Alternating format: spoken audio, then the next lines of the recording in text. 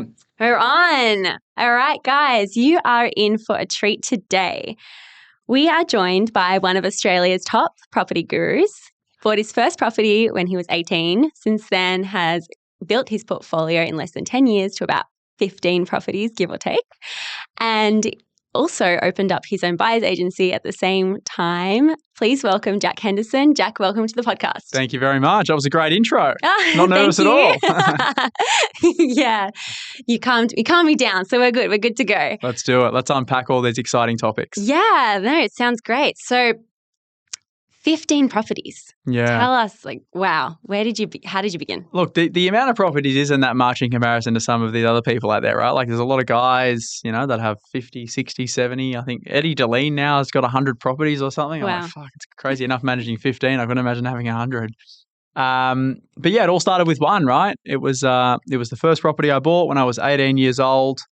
Back in, when was that? 18 years old, 10 years ago. What are we in now? I think it was 2015 I bought my first property.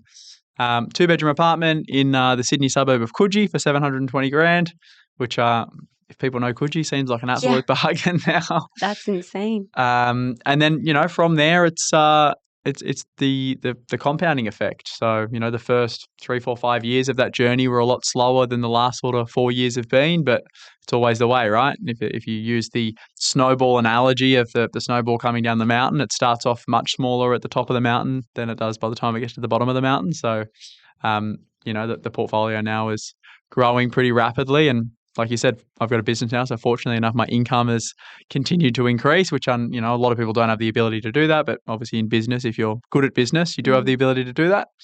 And here we are. Yeah. So the portfolio now is about 35 million bucks. I don't really track the amount of properties because, like I said, sometimes I'm buying and I'm selling things.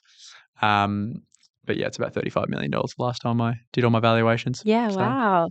So then Coogee, so you bought the first one knowing that, okay, this is a blue chip suburb, right? Yeah. So, I started out like anyone starts out, right? I had I thought I had knowledge, but like in comparison to what I know now, I knew nothing. Yeah, but you still bought in Coogee. But it wasn't because I knew to buy in Coogee. It was because I was doing, research and educating myself, listening to podcasts like this.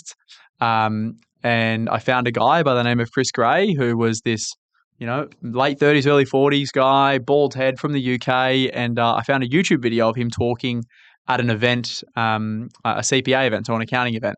And he just talked about his strategy, his approach, how he buys cars and handbags and, for women, obviously, and boats and all the rest of it with his property portfolio. And he lived in Darling Point and he had a boat and he drove a Lamborghini. And I was like, I like this guy.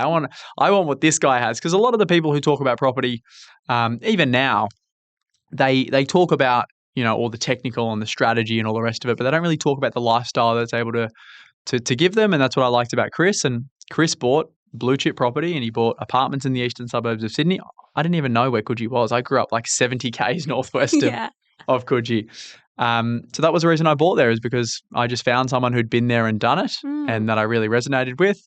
And I just walked in their footsteps. And then obviously off the back of buying the first one, I then actually used Chris's company, had a buyer's agency, to buy my second one, which was one suburb down in Maroubra, so also in the eastern suburbs. And then from there, I started to understand the strategy and the approach a little bit more and the finance. And, that's when I started to really get into it myself and go and find different locations that didn't have an eastern suburbs price tag attached to it, because eastern suburbs of Sydney, for people who don't know, it is, probably the most expensive area in all of Australia. Yeah. So it's not easy to buy there, especially, as a younger guy. But that was it. Yeah, it was all about starting and finding someone who'd been there and done it and had the life that I wanted, and then I just followed in their footsteps. And fortunately enough, Chris was a mentor to me, and I put myself in the right positions to be able to get mentored by him. So I bought a charity lunch that he had auctioned off, and I paid $1,500 for that charity lunch. I ended up buying a share in a boat that he had a share into, so I could get close to him. That's a good way to do it. Yeah, it was just random, right? It was like I had them on Facebook, and he put a Facebook, or not him, but his business partner put a Facebook post up that said, we're selling a share in our boat, inquire within. And I was like, what a golden ticket, right? It's like, I didn't grow up around these kind of people. I wanted to be like these kind of people. So Tony Robbins says proximity is power. Yes, top 5 people you hang out with. Exactly. Yep. So, I put myself in that position. I actually went and got a personal loan at the time from ANZ. I think it was for 20 grand or something like that. I had some cash. I joined that with my cash. I went and bought the share in this boat. And, the following week I'm now on a boat with these guys. So that was it. And That's a great way to get into it. And that whole copying or like following, making that that's connection. what it is. Yeah. It's, Picasso says the best artists steal. So There you go. Yeah. And we're not reinventing the wheel here. Like property's been around for ages. yeah. So many people get so much money from property. It's not a new idea. It's not a new concept. The Exactly. strategies are the same. It's just a matter of understanding them. Yeah, and there's not a one size fits all, right? There's a lot of really successful property people out there, a lot of other, people who share content and strategies. And I'm not saying mine's right and theirs is wrong. They all have a place in the market. They all have a demographic that they work for. But I found Chris and I really aligned with Chris. And, I'm now living proof that that strategy works for a certain type of person. And I happen to be one of those types of people. And now I just do for other people what I've done for myself. And obviously I'm still active in the market, right? So, I'm 28 years old now, so I've got a long journey ahead of me. So I can teach and show everyone all the things that I know already, plus then all the things that I'm learning and constantly doing for myself that, either work or don't work. And then I can pass that knowledge on to our clients and, through content and all the rest of it as well. So people who aren't our clients, I still pass on all those learnings to other people. Definitely, yeah. And actually, if you're not following Jack on Instagram, please go on because he has so many gems. Like literally every single reel you go through is just like, wow, wow, wow, like amazing content. I know. Sometimes they're great. Sometimes they're maybe not so great if you read the comments. Like you said, everyone's got an opinion. Everyone has a different strategy. So exactly. For you, are your 15 or up and down properties, are they all following one particular strategy, like negative gearing, positive gearing? Are you looking at houses only, apartments? Like what's your... Yeah, so I think the way to describe what I chase is just growth. So like I said, I've run a business or multiple businesses. I have really strong income. And for me, cash flow is not important because I generate cash flow through the businesses. But capital appreciation is really important to me. So I don't worry about whether it's an apartment or whether it's a house. I don't worry about whether it's positively or negatively geared because I don't believe those things are strategies because the same property at a different loan to value ratio can be positive or negative, right? So Frank from our team, who you may have seen in some of the clips online, he's just turned 50. He's got about 15 million bucks in property and he's got about $6 million in debt. So he's a pretty good net position. Yeah. His portfolio, I think, produced about 350 grand of income, gross income, not net. And prior to coming off all of his fixed rates, that portfolio was positively geared by 100 grand a year, 150 grand a year. All of his rates now rolled off from 2 to 6.5%. And now that same portfolio that was positive is now negative. So that's not a strategy. Cash flow is not a strategy, right? Because if you're carrying debt, there's variables that are out of your control, like interest rates, like repairs and maintenance. 1 year you might be positive. The next year you might have a huge storm that rips a roof off your house and then it's not covered by insurance. And that same property is now, a negatively geared property. So I just really focus on how can I put $1 into this property, borrow $4 or $5 from the bank, and then how can I get growth now on that overarching thing? Because if anyone listening looks at their own personal situation, if you're a homeowner, not even an investor, you look at where the majority of your wealth is sitting, and it's probably sitting in your owner-occupier home. And then you look at, well, what's made me more money? Have I made more money from me decreasing my debt over time by paying my repayments, or have I made more money from my property growing in value over time? And it's 99.9% of the time it's from your capital appreciation. Mm-hmm. So that's what works. It's like growth. And then eventually it'll get to a point where you don't need any more growth. You're worth enough. You've got a large enough net asset value. And then, you might want to step away from your business. You might not want to work that many hours a week, whether it's business or job, whatever it is. And then cash flow becomes more important. So then the strategy, then develops to go, well, growth is no longer that important. I need to transfer my net assets that I have now away from maybe carrying so much debt and push it into something that's going to be producing me more income. So I think there's different strategies for different points in your life. And I'm young now and I'm in the growth phase of my journey, the accumulation phase.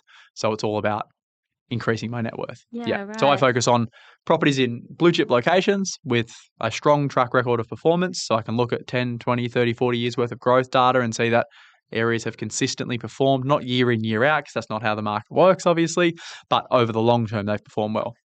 And that's where I put my money, and then I go back to work and get them revalued. And when there's enough equity there, I go buy the next one. That's it. Okay. So it's that more buy and hold strategy. Yeah, that's right. I mean, we do a lot of value adds to properties. We do a lot of renovating and building and developing and stuff now, but it didn't start like that. Yeah.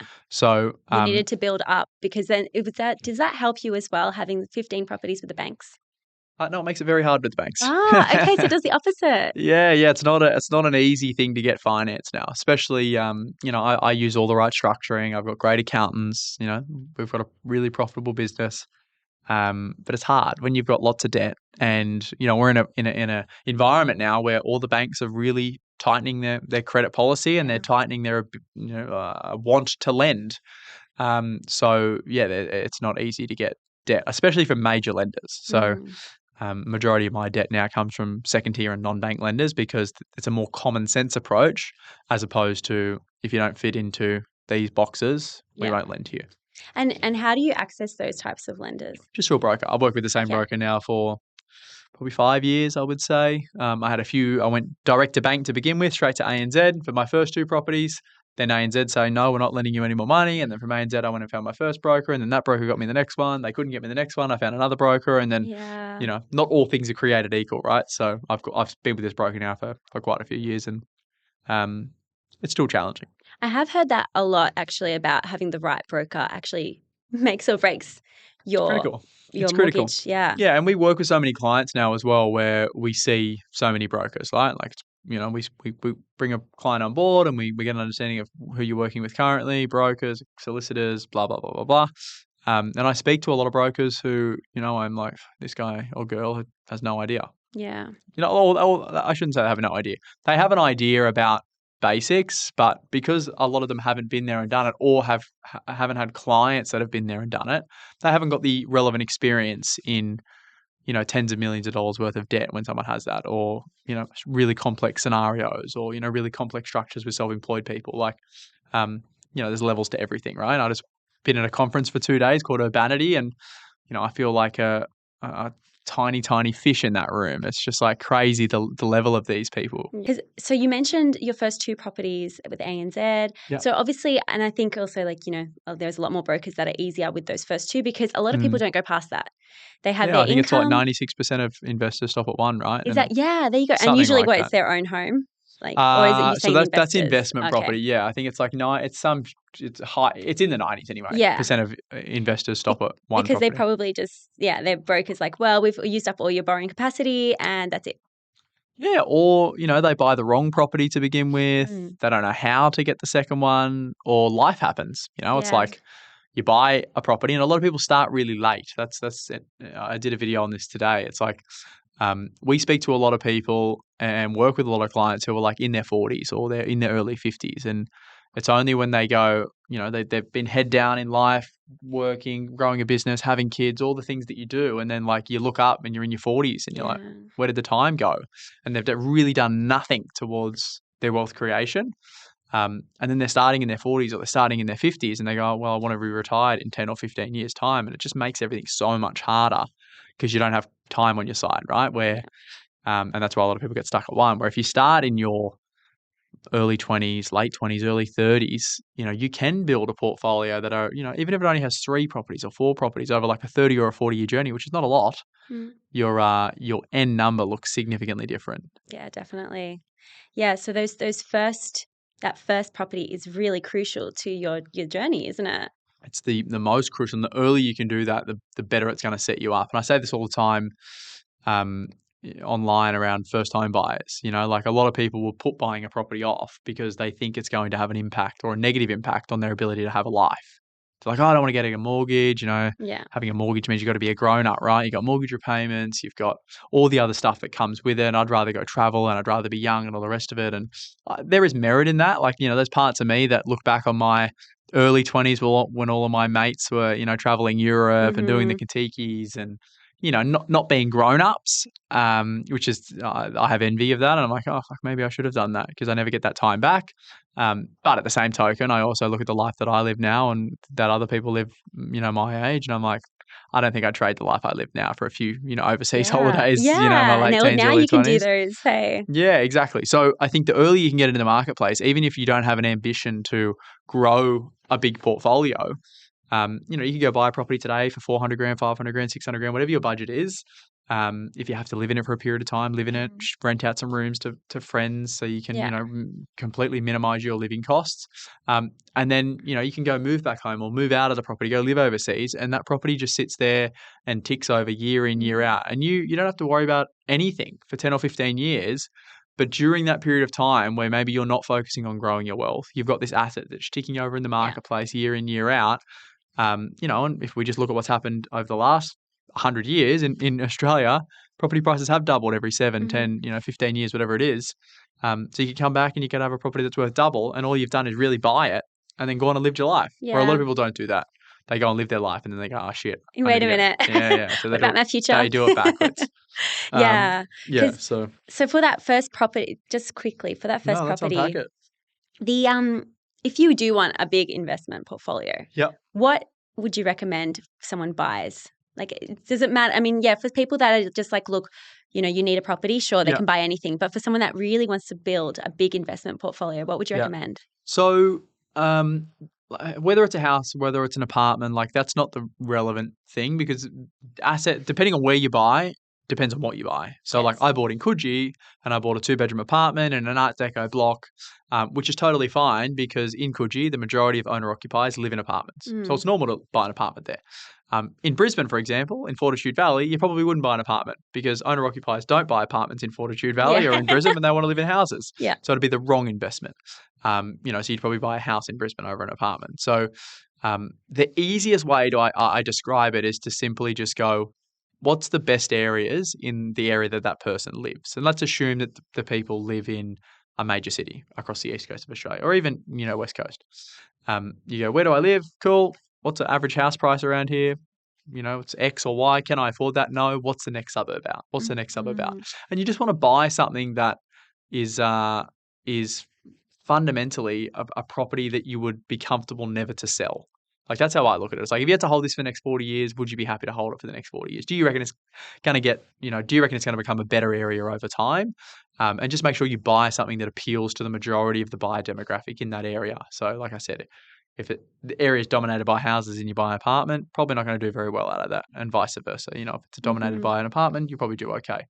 So really understand that suburb, like literally, like if you haven't been there before, you want to at least go drive through those streets. Yeah, get absolutely. An understanding. I would recommend people, if they're not using a professional, don't buy in a suburb that they haven't been before, because that's where a lot of people go wrong, right? It's like, look at where you live, and I'm assuming, regardless of where you live, like there's great areas inside of Victoria, there's great areas inside of New South Wales, there's great areas inside of Queensland, like lots of them. That's the easiest thing. Like you live there, you're probably more familiar with the broader area in that state than you are of other states. And you should just, buy where you are comfortable with if you're not using a professional. If you are using a professional, then it's obviously okay because you've got someone on your side to help you. Yeah. So that's the main thing, is just get into an asset that you'd be happy to hold for a long period of time. But the thing people forget is that you're not going to grow a 10 or a 20 or a 30 or a $50 million portfolio if you're just a normal PAYG employee earning 100 grand a year. Mm-hmm. It's just unfortunately not reality, yeah, you're right? capped. Like, that's it. Yeah, but your reality at $100,000 a year is easily matched with a portfolio. Like you're going to be able to create an investment portfolio that can provide you with the same income that you're earning now over a long enough period of time, right? Like, so everything's relative. So if, I guess to be frank, like my portfolio is 35 million now. So like, you got to think my income is relative to that amount of debt, right? And that portfolio, but it didn't start like that. Yeah. So if you want to grow a really big portfolio, property is only a very small part of it. Like the income is the thing that you need to work out. Well, how am I going to get the income to service the debt that then allows me to buy the property? Yeah. That's the missing link. The property is not going to solve that. It's income. Yeah, it's income. Right. It's all income. And it's not just with property. It's everything, right? But then again, that income becomes relative to your lifestyle. So if you earn $100,000 a year, you do and live a lifestyle of someone on $100,000 a year. Mm-hmm. If you earn $1 million a year, same thing. $10 million a year, same thing, right? So like, even though the income numbers are bigger, if you start to earn more and more and more money, you need a larger and larger and larger portfolio because you want a lifestyle, or you want the portfolio to provide you a lifestyle eventually that is same to what you live now. Yeah, of course. So it's the same things. It's just adding zeros to the overarching the overarching portfolio. And there's lots of little things that can help you go further, like structuring, which I talk about all the time. I'm not a qualified accountant. I just talk about it through personal experience. Not just going down the traditional routes of putting everything in your personal name in an environment where serviceability is really, really hard. You can take advantage of things like trusts and companies with the right advice, obviously, from trusted professionals. And they're all little things that will get you a bit further than what you would have been able to get with, but it's still not going to be the thing that takes you from having a $2 million portfolio to a $20 million portfolio. Yeah, Income's the key. Yeah, there you go. Yeah. So, and that's the thing with the professionals. I think it's really key to actually ask your accountant, ask your mortgage broker, ask them, how many people do you actually have? Who are your clients? Yeah. Give me figures. How many properties do they have? Do you deal with people that have millions of dollars, or do you deal with people that just do they have their own businesses? It's good to know who the people you work with actually work with.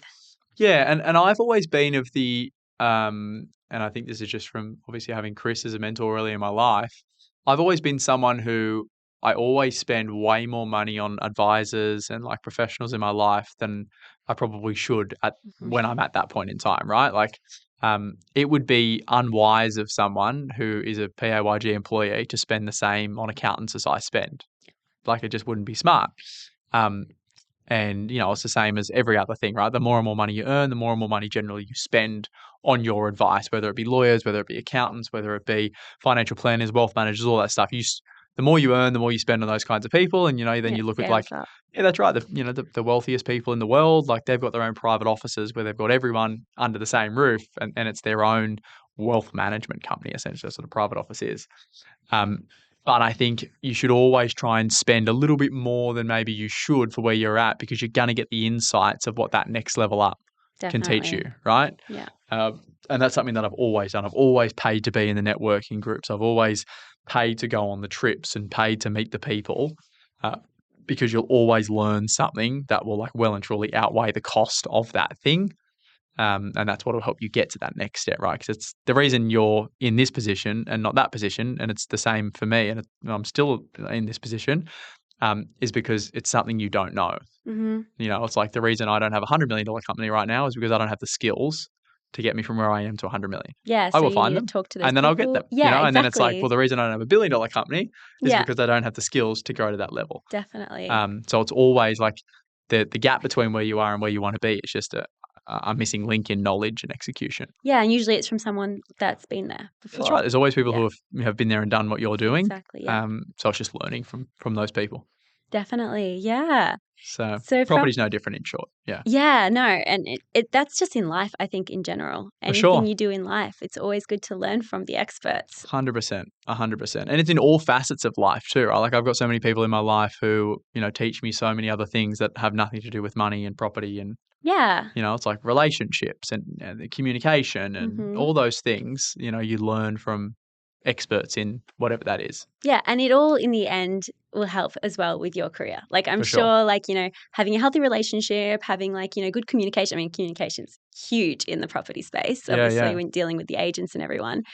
But yeah, so it all sort of blends in. So I think it's really important for us to really invest in all aspects of our lives. For sure.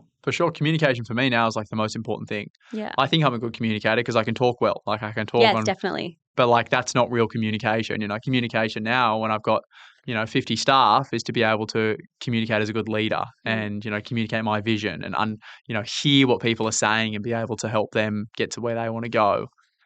So that's good communication now. Yeah. So, again, I'm just growing. A novice in those things. Yeah. So yeah, but that's what it's all about, right? 100%. Yeah. 100%. So back to your 15 properties. Yep. None of them you live in. No. They're all investments. All investments, yeah. I have lived in one for obviously a short period of time, but yeah, I no longer live in them and haven't done for many years. So now you're renting.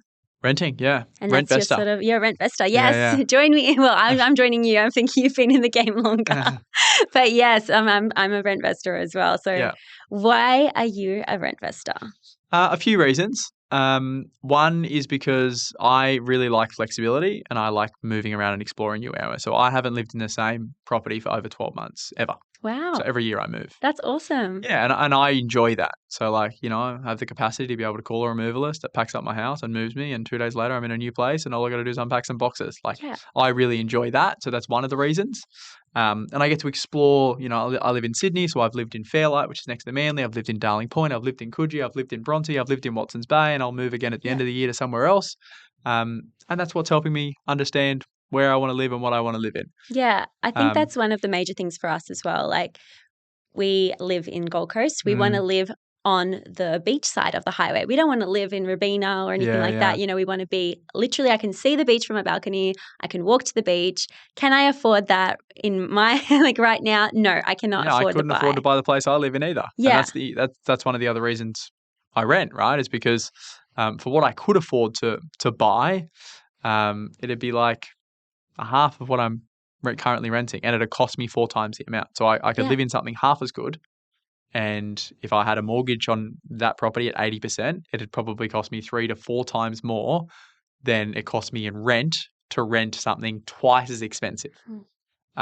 So there's massive value disparity there as to, let's hypothetically say that you can afford $1,000 a week or $500 a week or $3,000 a week. You look at what that could afford you as a mortgage, and then you look at what you could rent for that and what the value of the property is that you could rent, and you'll see that there is a massive disparity generally. Yeah. The disparity gets much greater as you go higher in price point than at lower levels, but there is still disparity there. So that's another reason. And then, most, I should say, people in Australia go down the owner-occupier route. Like 70% of our marketplace in Australia is made up of owner-occupier buyers. And, as we know, owner-occupier debt is not tax deductible. So you pay for all of your debt and all of the expenses that are related to that property with after-tax income. So tax is your biggest expense is tax. Anyone, regardless of how much you earn, your biggest monthly expense is your tax bill. And most people don't see the tax because it comes out before they get their money. But if you look at, well, how much do I earn as a gross amount? What goes to tax? What goes to living, house or housing? What goes to food and groceries, all the rest of it? Tax is the biggest one. Yeah. So if tax is your biggest expense, you want to try and optimize that as much as you possibly can. So instead of going to buy $1 million owner-occupier property, paying $60,000 a year in interest with after-tax income, and obviously then paying your principal down, and to pay $60,000 a year in interest, you'd have to earn $80,000 or $90,000 a year, pay $30,000 in tax, and then pay your $60,000 in interest. I'd rather have the same $1 million property, the same $60,000 repayments, but instead of paying that $60,000 after I've paid my tax on the money, I pay for it before I pay my tax on the money. And then whatever income is left over, I then pay tax on. Yeah. So that's something that not a lot of people realize. And people then go, oh yeah, but owner-occupier properties are capital gains tax-free, which is true. Capital gains tax is after you've owned an asset for more than 12 months, at a maximum 23.5%. The top tax rate in Australia is 47 cents in the dollar. You get a 50% CGT discount, which essentially means you get 50% off your tax. So 50% of 47 cents in the dollar is 23.5 cents. So you pay 23.5 cents of tax on any capital gain in the future. So that's what you will pay if you rent and you invest in property, as opposed to every single year paying 30 to 47 cents in the dollar in income tax, of which you don't ever get a discount on. So paying capital gains tax is a much better tax to pay than income tax because it's cheaper. So I'm more than happy to pay capital gains tax because it works out better. Plus, there are creative things that you do, right? So like if you bought a property today as an investment property, let's say you reside in that property for 6 months, you can move out of that property and then go and rent. And all of a sudden now this property that you bought and lived in for 6 months that you've now turned into an investment property is capital gains tax free for the next 6 years. So you can actually get the best of both worlds. You get tax deductibility and you get capital gains tax. Yeah, so you can combine them. But in doing that, you have to refinance. No, so you just move out of the property. You don't have to do anything. So you have to change it into an investment? No? No, I mean, yeah, you can tell the bank, hey, I no longer live in that property and you have an investment loan. Again, it doesn't change anything. Your rate will change slightly as an investment loan. Oh, but it's not, otherwise but it's the not a big overarching deal. strategy doesn't change. Okay, yeah, I'm assuming there's a lot of people who have owner-occupier loans that are, the properties are now investments and vice versa. Yeah. So, it's a known rule that if you move into a property, live in it for a period of time, and from all the research that I've done and the people that I've spoken to, there isn't a clearly defined time frame as to how long you have to live in the property for. It just says you have to classify the property as your owner-occupied property. Yeah, You can, within the first year. well, it doesn't even say the Oh, it first doesn't year. even say Like, it that. doesn't say you have to live in the property for you. Go on the ATO website and say, how long Yeah. do I need to live in my property for? It just says you have to occupy the property as your principal place of residence. I don't know for how long. So have that conversation with your accountant or the ATO, Yeah. but you have to occupy the property. And then if you move out of that property and you do not then go buy another owner-occupier property, you can go buy as many investments as you want, but you just go and buy another owner-occupier property. That property you moved out of now is capital gains tax free for up to 6 years, which essentially means if that property goes from $1 million to $2 million over that 6-year period, that $1 million that you've made in capital gain isn't taxed. Now, if that then rolls over into the 7th year, and you don't move back into that property, from year 7 onwards, you start to pay capital gains tax on whatever growth happens from year 7 onwards, but still not on the first $1 million that you made. Okay, regardless of if you sell it or not. Yeah, so if you sell, let's say you move out of the property 6 years later, you get the property revalued and it's gone up $1 million, but you don't want to move back into it. So that first $1 million, capital gains tax free from whatever it makes after that period. So essentially from year 7 onwards, you then start to pay capital gains tax on whatever that growth is. So let's say you bought the property for $1 million. From 1 to 2 mil, that capital gains is tax free, and then from 2 mil to 3 mil, you don't get the capital gains tax free growth anymore. You'd pay tax on $1 million, and $1 million would be tax free. Okay, yeah, right. So okay, there's lots of really cool things you can do to get the best of both worlds. But again, in short, I'd much rather pay a capital gains tax than income tax, because income tax is the highest tax you can pay. Yeah, definitely. And I think the other thing with rentvesting is that it, especially when you're just getting started, and if you are a PAYG, then you can actually borrow more. So your borrowing capacity is bigger, because if you're living in a property, you've bought your own property, your borrowing capacity is now chewed up by that owner-occupied property. That's right. So then you can only probably buy one, probably not even two, Maybe probably just none. one. Yeah, and maybe none, exactly. You know, what a lot of people do is they go to their broker and they say, how much money can I borrow to buy my home? And he says, okay, you can borrow $1.2 million. Very few people will go, I'll only spend 600 of that. Yeah, exactly. You They want to go, max it. I want to go buy the best property I can, so I'm going to go spend 1.2. And usually they want to spend more than 1.2, right? So yeah, if most people go out there and buy an owner-occupier property today, like they're not buying an investment for many years. Yeah. That's the reality, especially if rates stay at where they are. Yeah. Because it takes a long time to decrease debt. So like within the first 10 years, your debt might go from $1 million down to 800. So you've freed up 200,000 worth of borrowing capacity. All things remaining equal, like if rates stayed at 6% from now over the next 10 years, borrowing calculator stayed the same with the banks, like you wouldn't be able to buy an investment property for a long time. Yeah. Yeah. Whereas if you went the other way and you're a rent investor, they will use the rental income when you go to do your borrowing capacity calculation. So you can actually borrow more money, so you can buy a more expensive property. Because that goes towards your income. Yeah, that's right. You get tax deductions, which they factor into your borrowing capacity. So negative gearing, because that increases your net income. That's a positive for your borrowing capacity. Depreciation, it's obviously a non-cash item, but again, it goes towards your borrowing capacity. And you can buy a more expensive asset. And also then your living expenses, as in like your rent, is flexible. So, if you're really committed to growing a portfolio, when you go to borrow money, make sure your rent is as low as it can possibly be, right? And then when you've borrowed the money, you can go and rent whatever you want to rent. And you can be creative with structuring and all the rest of it. So like there's just so many pros to it. Yeah. That from where I sit, it well and truly outweighs. I'm with you. Yeah. And then I think, there's a lot of people, there's like all these, punters who comment on my content and they're always trying to pick holes in it. It's like, oh yeah, but this, super wealthy person bought their owner-occupier property. And there was one the other day, someone said, Jessica Segal, I think her name is the guy, she owns a big cosmetics brand. And anyway, they used her as a reference. Like, yeah, but she just went and bought a $30 million home. And I'm like, yeah, they can go buy those properties because they take on minimal to no debt. That's why they buy them. So like for the super wealthy, the reason they go and buy, a $50 million home in Sydney or a $30 million home here on, Hedges Ave is because they're taking on minimal to no debt. Yeah. And it's a really good way to have a store of wealth that is not taxed. Yeah. So, and then you got your capital growth happening. That's right. And it's not taxed. And you're not then paying after-tax income onto the mortgage. So like there's no better way to store wealth than a home. It's not income producing, obviously, but it's a way not to, have taxed growth, which you can't get anywhere else. Yeah. I think the reason that people are still doing owner-occupied is because, say, our parents' generation, and I actually read your article from the Daily Mail about how your parents started. Actually, your parents did really well. they bought out and then they sold and then they came in slowly, Yeah, like from the yeah. outer suburbs of Sydney in.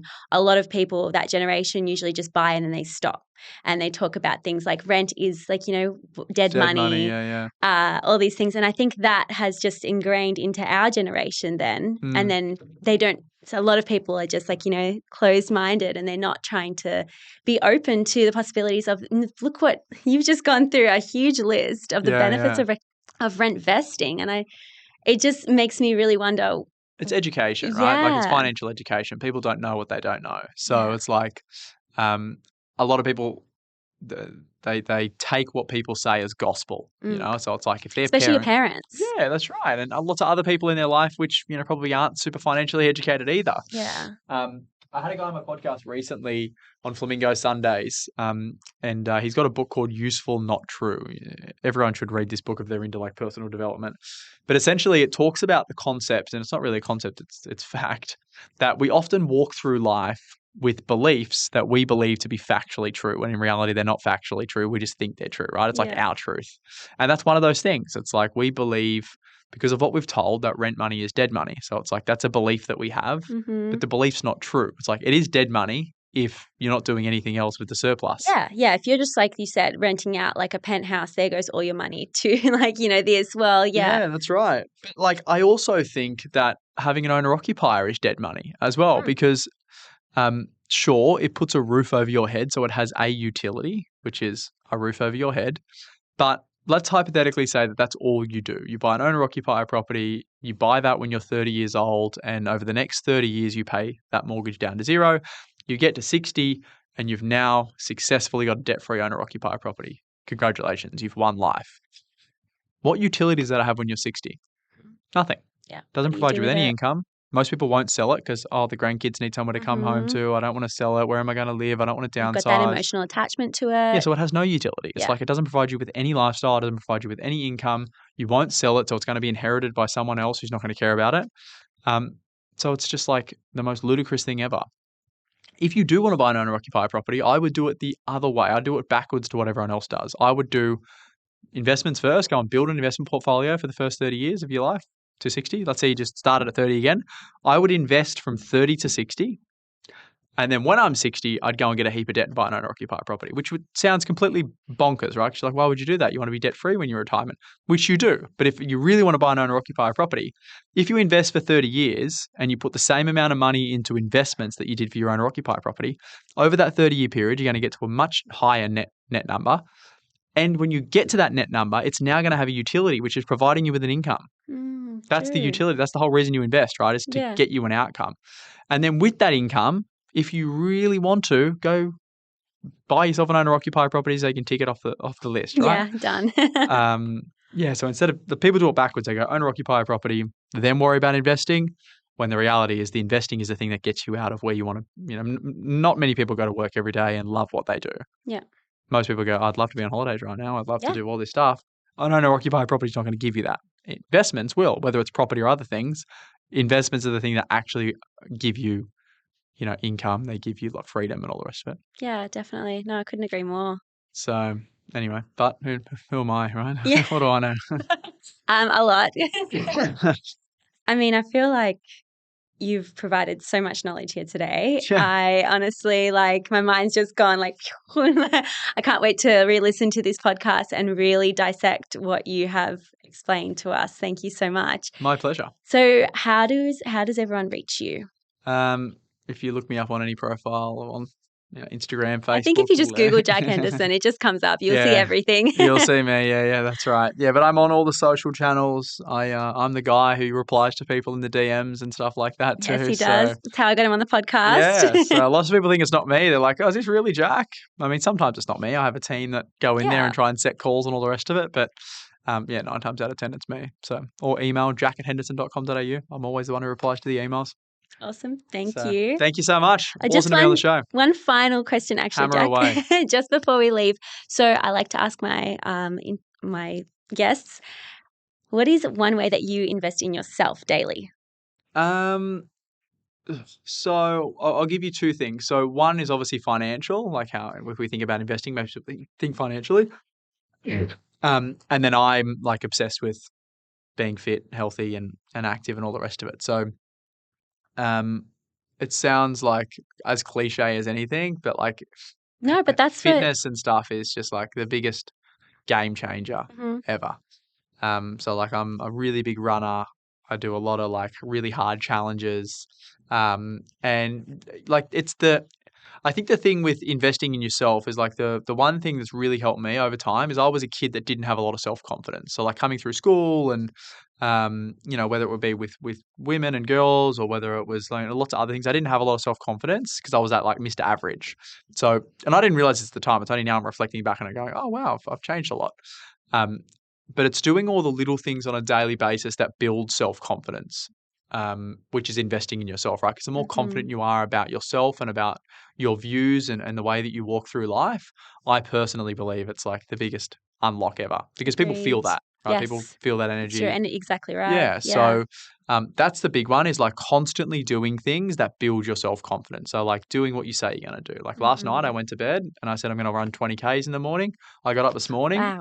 and I do like really, really big. I do like 100. I got So 100. you're like a runner. I was Yeah, like, oh, yeah. like 5Ks, so maybe once a week. But No, no. like I did like a 100-mile run, so like 160 Yeah, Ks. I got a right. 200K run coming up, 320K run in April. So like really big ones. Whoa. But again, it's just Yeah. like it did not start like that. Yeah, Like yeah, when I yeah. You first built started up. running during COVID, I could run like 2 or 3Ks. Yeah.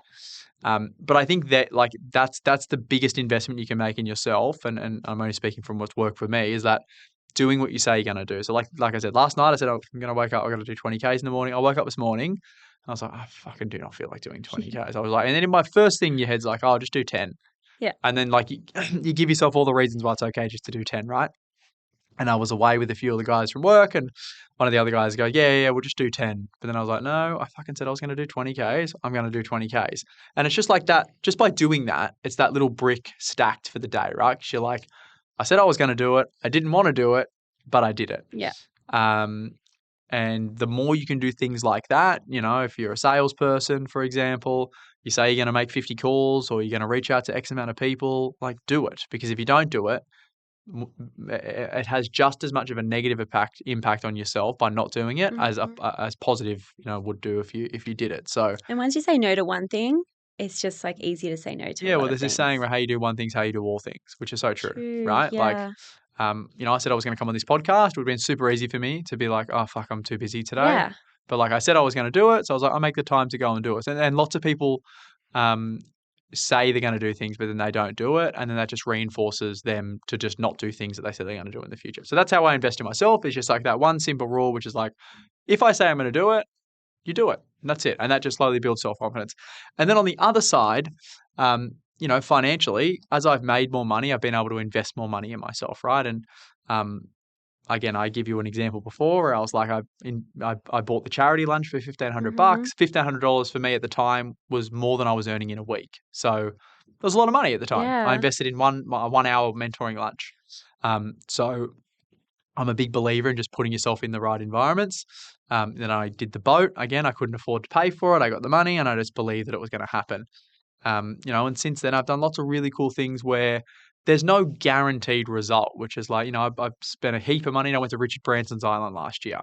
Spent Oh, a week wow. with Richard Branson and all these other entrepreneurs, and that cost a lot of money. And I'm like, is there a return on that? I don't know. It's cool to say, but like then all But the you've stuff made that those comes. That's right. relationships. It's like Yeah. connections. I spend a lot of money on personal development and I'm going to, Alex Hormozy. Have you heard of him before? Yeah, Yes. I'm going to meet with him No way, you're going to the States? when is it? September the 16th. Yeah, so spend 2 days with him and his Oh, team. wow. I love that. Yeah, So just no. constantly doing things like that, which is like, that costs a lot more money now, right? Mhm. But again, it's still relative to what I was spending at the time Yeah. when I didn't have as much It money. still hurts you. It's not like, oh, It's not like I yeah. enjoy spending, like Richard Branson's thing costs 100 grand for a week. Yeah. It's a Wow. lot of dough, right? Yeah. The same as Hormozy's thing. By the time you flights and accommodation and the actual workshop and all the rest of it, And it the costs. exchange rate. That's right. I just come back from Europe and I was like, fucking It's crazy. horrible Oh there. my It's like God. 30 euro for a pasta. Like, it's Yeah, insane. which is 60 Australian dollars. Yeah. That Everything happened. over there was double. I just looked at the menu and if it Me said too. 30, I was like, that's 60. Honestly, yeah. It's But that's the thing ridiculous. is like you need to, even though if people listen to this and they don't have a lot of money in comparison to maybe what they want to have, but it's like if you don't get in the habits then, Yeah. You're never going to do it. It's the same as like when people talk about, giving back and donating and all the rest of it. Like if you don't donate $10 when you have $100, you're never going to donate $1 million when you have $10 million or $10 million when you have $100 million, right? People just go, oh, when I have money, I will do that thing. Yeah. But it's like you the won't wrong because you mindset. won't do it now. Yeah.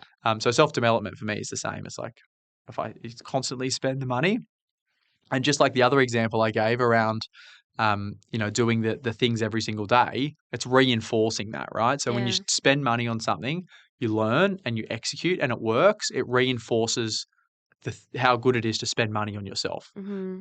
But I think the big thing that I see people do, and I've just come from this conference, great example of it. 99.9% of the room would have sat there, listened, played on their phone, took all this stuff in, got super inspired. They'll leave Yeah. and they'll do nothing with it. So it's Yeah. like, what the fuck's the point of being there? Definitely. So I'm really conscious about like executing. So like I was at that conference. I probably got 3 or 4 things out of it. I listened to an economist talk on stage, who I thought was really, really cool. Before he got off stage, I'd message him on LinkedIn saying, hey man, come on my podcast. So I set that podcast up. Amazing. I don't know where that will go, probably nowhere, but like it was Yeah. really, really good. There was this girl there who was presenting. I thought she was a really, really good presenter. I said, you're a really great presenter. You speak really well, blah, blah. I had a really good conversation with her, got connected with her. I don't know where that will go. And then there's all these other like little learning things. So I just make sure that you just do the little things that no one else does. And like, that's how you get, Yeah. bounds and And bounds and speed bounds of ahead. implementation. Like just do it. Execution's Then, everything. like you said, like you are listening to the guy and you're writing a message to him on LinkedIn. And what have you got to lose? The guy says no, big deal. Like, if. Here's another one, which I mean, the bit of content will come out before this podcast gets posted. But that lady that I mentioned who I spoke to, she said something on stage. No, there was a guy who spoke on stage who was the founder of ASM, which is like a management company of all these stadiums. And it had nothing to do with property, but it was about why Taylor Swift cancelled her Brisbane. Okay. I'm not a big Taylor Swift fan. Yeah. I don't really know much about it, but apparently when she came to Australia, she cancelled her Brisbane shows and only did Sydney and Yeah, Melbourne. that's right. Queensland was very upset. Yeah, and he actually gave the real reason as to why it happened. It was because they had a delay in Tokyo, because he runs the stadium, so he knows like the process. And he said that he gave all these reasons for it. And it was like it was funny because it was like had nothing to do with property or development or building, but Yeah. it was like everyone was really intrigued with the story. Everyone loves Taylor Swift. That's right. And then so this lady who was presenting got up on stage and she said, which I can guarantee no one else will do it, and I'm going to do it. She said, that's a great bit of content for anyone who wants to post it on TikTok. It'll go viral. And I was like, fuck, that is gold. So I wrote it down. Yeah. I don't care about Taylor Swift one little bit. Yeah, but no, I'm going to create a viral. bit of content when I leave here that's going to be around, here's why Taylor Swift, blah, blah, blah. And I guarantee that bit of content gets 100,000 plus views. Amazing. But again, it's the execution piece, right? It's just like doing the thing that other people say they're going to do and usually don't do. Yeah. And just doing that for enough years and like you'll be bounds and bounds and bounds ahead. And that's the story of my life today. I think we missed out one little part. Maybe we can do it in the next podcast. Yeah, that's the story of my life, just doing something. I'm like, oh, that'll work. And if it doesn't work, you just try something else. No, I love that. That's awesome. Well, thank you so much again, Thank you. Jack. Thanks for joining us. Thank you really so much. appreciate it. Take care.